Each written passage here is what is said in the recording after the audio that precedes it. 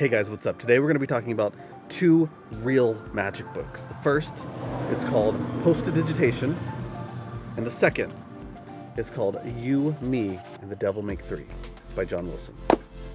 Let's get into those now.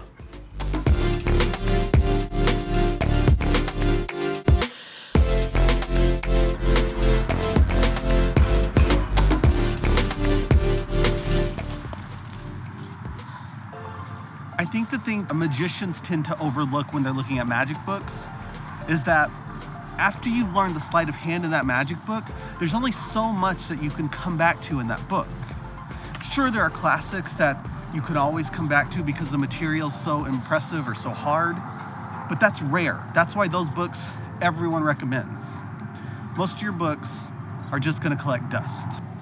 These two books by John Wilson are absolutely books of magic. You, Me, and the Devil Make Three are about conjuring with magic sprinkled in.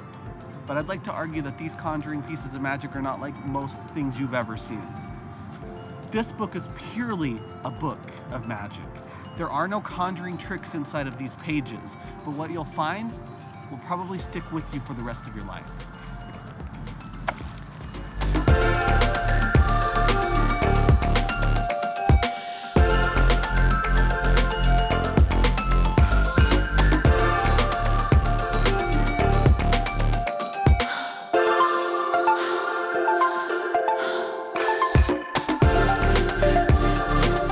I want to give a quick little rundown. I met John Wilson, actually, it's a small little get-together in Dallas with amazing magicians, and I met John Wilson accidentally. They were doing a podcast. Elliots has an amazing podcast, and they were doing a live version there. But then John Wilson came up, he sat down, and at some point he gave his definition of magic. And keep in mind, this is a room full of the world's best close-up magicians. He gives his definition of magic, and the whole room is silent. That's the kind of magic John Wilson does. Most books that you buy, especially if you're a magician and you're watching this episode, most books are going to collect dust. Let's just be honest. You're gonna maybe pick out a couple things from them, and then you're gonna put them on your shelf and let them collect dust. These books, I don't imagine that's going to happen. I'm probably going to wear these books out. I took them with me on a trip and been trying to find time to read them any chance I get. But it kind of leaves me feeling inspired. So let's talk more about Postidigitation. This is a book for anyone who does anything creative. If you need to be inspired, if you happen to forget what magic is, this book can kind of serve as just the little spark, the match that lights the fire again when you have those moments where you're just not feeling it. You can read anything in here, any of the essays, and I think there are I don't know if you can see this, but this is the excerpt. There's a ton in this book. 106 pages of just magic. I actually want to read to you guys the 6 laws of magic that start out this book. And it might give you a little bit of sample. So this is the 6 laws of magic by John Wilson. Law number 1, any sufficiently advanced technology is magic. Number 2, for a magical fact to be believed, it must either fulfill a wish or elicit a fear. Number 3, first, learn to drive, then find somewhere worth driving to. Once you have control of the power of magic, you must find something worth doing with it. Number 4, conjuring is the disruption of causal chains. It is the turning of doings into happenings.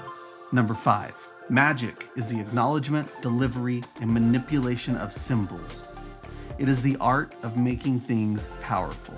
And number 6, magic, art, poetry, and hypnosis are one when done well.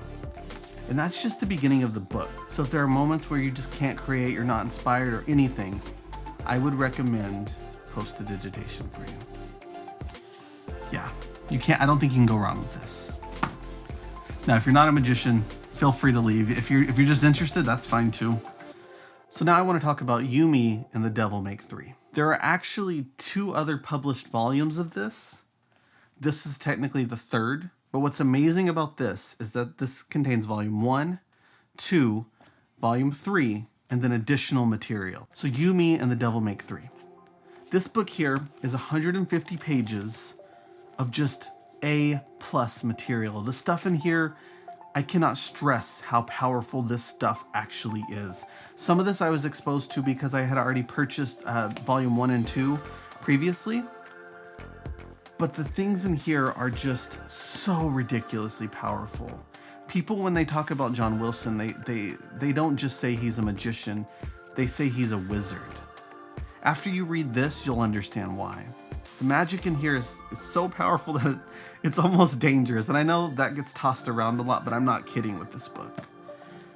I want to talk about my favorite piece, and then I want to talk about something that might potentially be my favorite piece.